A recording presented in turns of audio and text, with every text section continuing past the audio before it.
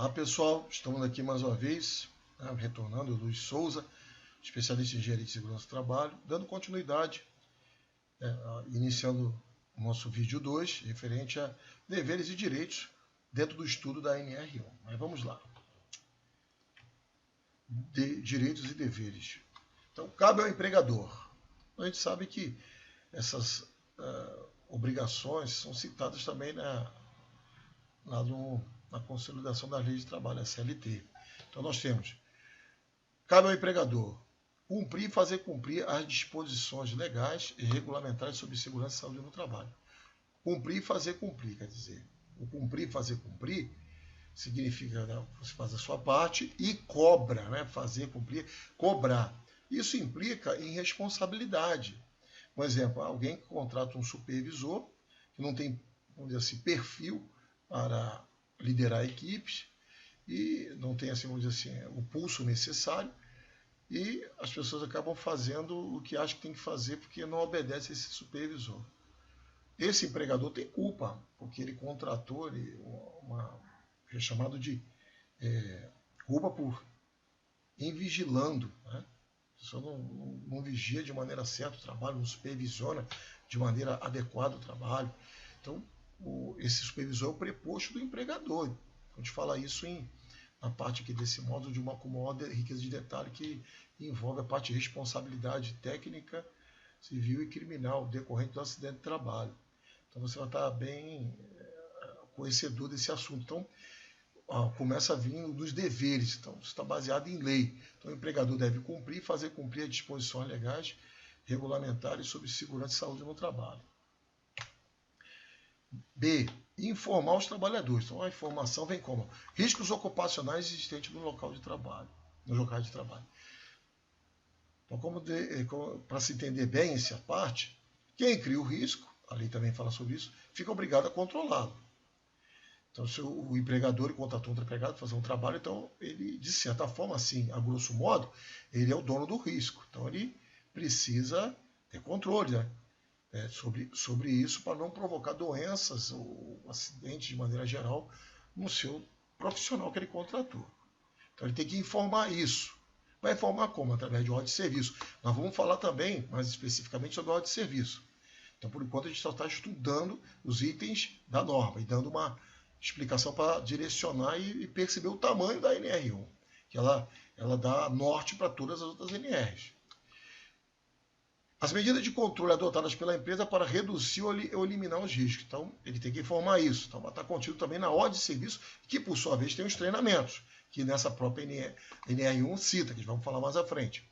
Os resultados dos exames médicos. Então, é obrigatório fazer os exames médicos complementares diagnósticos aos quais os trabalhadores forem submetidos. Então, tem que ter os exames médicos. Então, contratar serviço ou terceirizado, ou terceirizar o serviço, ou mandar para prestadores de serviço, ou ter o seu próprio corpo de profissionais da área médica dentro da sua empresa.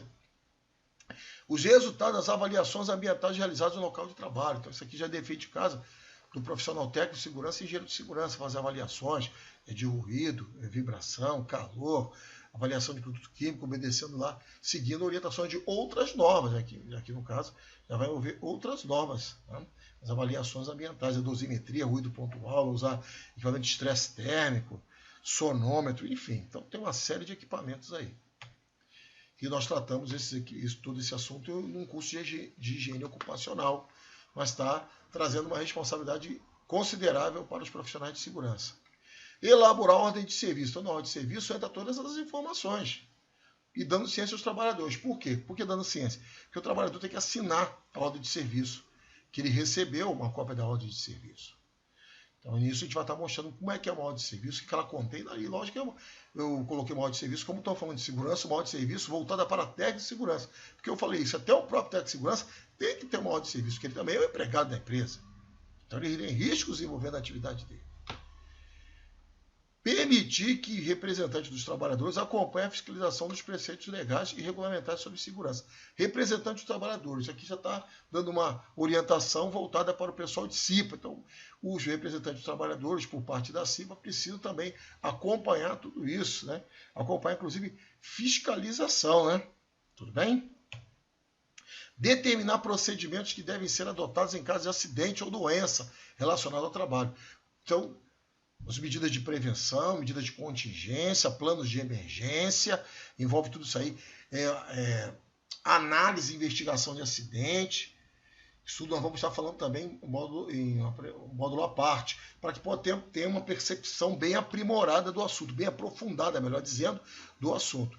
Disponibilizar a inspeção do trabalho, todas as informações relativas à segurança do trabalho. É também obrigação do empregador. Implementar medidas de prevenção, ouvindo os trabalhadores de acordo com a seguinte ordem de prioridade. Então tá lá, ó, eliminar fatores de risco. Então nós temos também uma apresentação que fala sobre a hierarquia da prevenção. Está lá na parte de risco, né, que está até assim o nome, né, tá dentro é um módulo mais à frente. Né? Mais à frente vocês vão estar fazendo esse módulo, que é a identificação de perigos, que é o que provoca dano, análise e avaliação dos riscos. Analisar é pegar os dados lá que você tem, todas as informações necessárias, as medidas de controle, todos os riscos identificados, e ali, por fim, depois de tudo isso analisado, tabulado os dados, vai se dar um parecer, um peso, quer dizer, é a avaliar. Então, analisar uma coisa e avaliar os riscos, quer dizer, dar um peso para o risco. O risco tem que chegar a um nível aceitável. Então, aí você vai entender bem o que é perigo e o que é risco. Né? Então, é obrigação do empregador através dos seus prepostos. Minimização e controle dos fatores de risco, com a adoção de medidas de proteção coletiva ou também individual, se for o caso. Minimização de fatores de risco com a medida de administrativas, que é treinamentos, sinalização, procedimentos de trabalho, procedimentos de segurança, passo a passo. Tem uma apresentação sobre isso, falando sobre procedimentos, como se faz um procedimento. Ok? Então, adoção de medida de proteção individual. O estudo também tem apresentação falando sobre isso. Então, quando você implementa as medidas de proteção coletiva e também a individual, você está levando a um nível aceitável de risco. Vai chegar ao risco zero? Não, né? Para chegar ao risco zero, só não fazer o trabalho. Então, vai chegar ao nível aceitável, um nível que vai se fazer o trabalho e não vai ter problemas.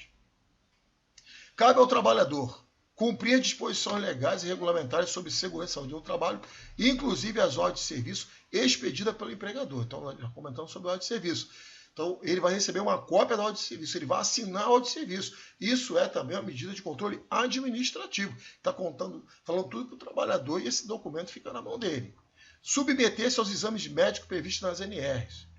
Então, ele tem que estar fazendo os exames, porque o exame, o PCMSO, ele é feito com base no PPRA. Por sua vez, ou outro documento, como o PCMAT, o IGR, enfim.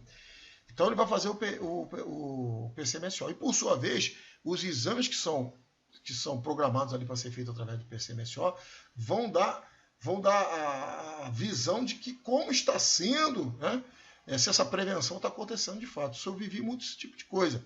E, às vezes o médico me procurava, poxa, Luiz, o empregado fulano, ele está tendo perda auditiva, apresentou perda auditiva. Eu falava muitas vezes até com convicção, olha, doutora, tem alguma coisa errada, porque eu não só avaliei grupo homogêneo, não, avaliei todos os empregados, todos deram a dose deles abaixo, né, abaixo do limite, e nem nível de ação estava.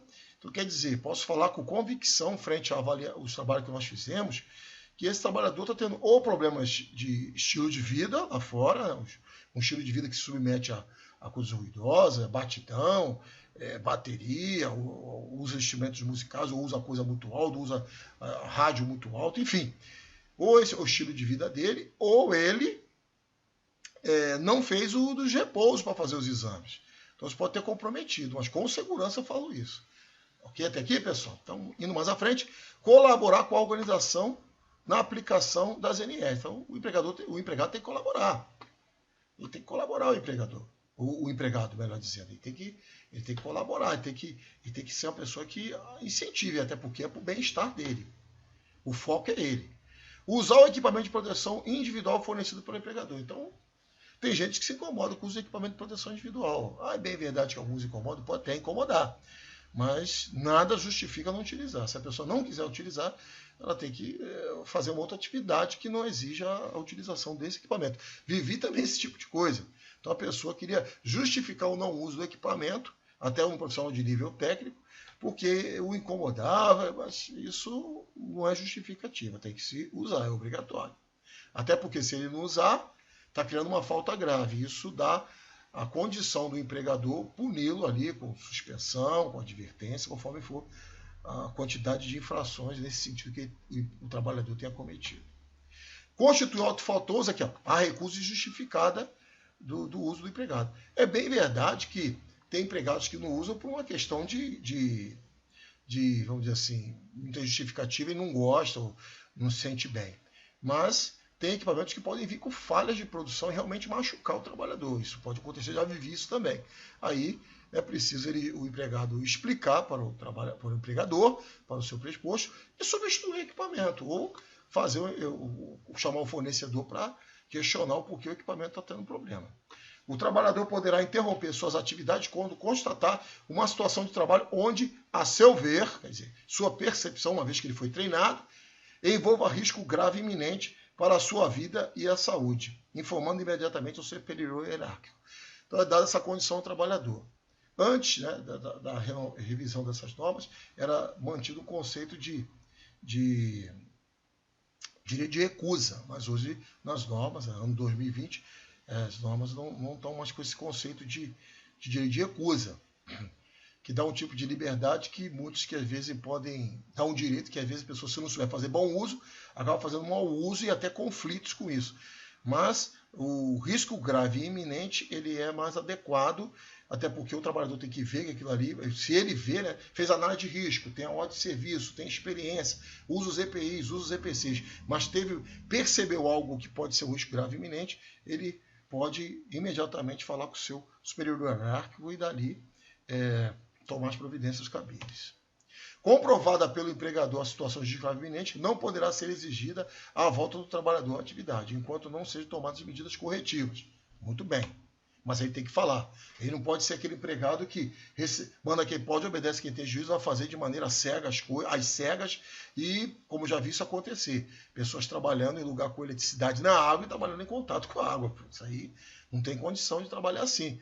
Então, a eletricidade dá choque, pode matar, a água é condutor de energia, a pessoa não pode ter contato com eletricidade, enfim, tudo bem? Então, isso é só um exemplo. Todo trabalhador, ao ser admitido ou quando mudar de função que implique alterações de risco, deve receber informações sobre os riscos ocupacionais que existam ou possam originar-se nos locais de trabalho, essa situação nova. Os meios para prevenir e controlar tais riscos, quer dizer, já tem que entrar ali a ordem de serviço e receber treinamentos para complementares, muitas das vezes. As medidas adotadas pela organização, os procedimentos a serem adotados em situações de emergência e os procedimentos a serem adotados em conformidade com os subitens, né, anteriores que nós já lemos, também que está dentro desse contexto. As informações podem ser transmitidas durante os treinamentos, aqui tem que botar um treinamento, fiz uma atualização, por meio de diálogo de segurança. Nós vamos também estar falando sobre isso especificamente, mostrando alguns procedimentos de diálogo de segurança, disponibilizar também alguns temas em diálogo de segurança, que isso também, além do diálogo de segurança, é uma ferramenta ótima, porque você vai falar ali todo dia, 5 minutinhos, um tempo reduzido, sobre o assunto que é pertinente, ou até um pouquinho mais, depende de cada empresa ou o tamanho do assunto, né, a complexidade que o assunto exige. Documento físico ou eletrônico. Então, tem que precisar, por meio de diálogo de segurança, documento físico ou eletrônico. Então, você manda para as pessoas eletronicamente, ou faz ali, imprime um documento e vai se tratando assunto a assunto. Então, pessoal, a gente falou dos deveres e direitos. Então, a gente para aqui nesse momento, assista o vídeo, leia o que está na nossa apresentação, imprima ali e faça a leitura. E, se tiver dúvidas, nos encaminhe suas dúvidas, que estaremos esclarecendo. Bons estudos e até a próxima.